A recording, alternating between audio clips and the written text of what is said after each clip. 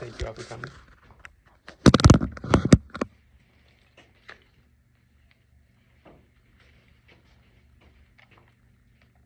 All right. Imagine walking into a grocery store and seeing the fruits and vegetable aisles nearly empty. If bees weren't around, this could be our reality. According to the USDA, bees contribute up to $15 billion in crop value, and this is only in the US alone. So today I will share with you information on how bees contribute to pollination, the life stages of bees, and the roles and jobs. So how do bees contribute to pollination? Well, as mentioned by the National Wildlife Federation, bees pollinate up to 80% of all flowers and 75% of all fruits and vegetables in the US. And how do they do this? Well, bees land on a flower to collect the pollen and nectar. The pollen then sticks to their body because of their hairiness that they have. The bee then moves to the next flower to collect and drops the pollen from its body. This enables fertilization and allows seeds and fruit to produce. There are many pollinators that we have, but bees are the most efficient because of their body type and their behavior. So now that you know how bees contribute to pollination, let's look at the life stages of bees. The queen bee lays eggs. The egg takes about 3 days to hatch.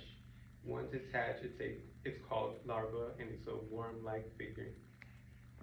The nurse bees feed and nurture for the larva. They grow rapidly.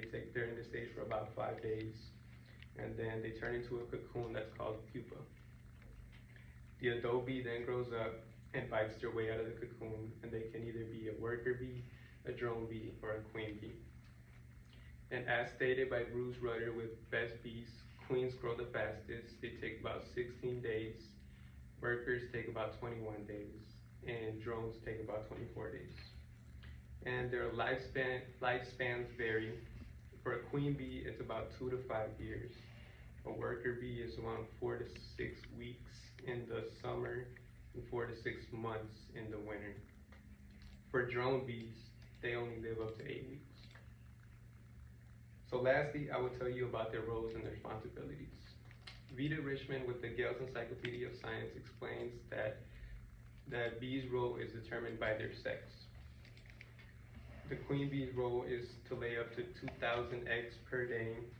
The worker bees, which are all the females, they make up the vast majority of the population, and they do things like maintenance, construction, as well as nurture for the babies.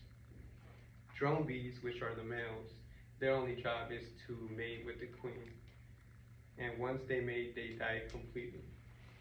And Beatrice Moiset in her book, Bee Basics, mentions how when the females have nothing to do, they rest in their nest, but since males have nothing to do with nesting, they find a nice flower to rest on. Bees also use dances to communicate, to find things like food, and also where if there's danger nearby, or what's going on in their hive.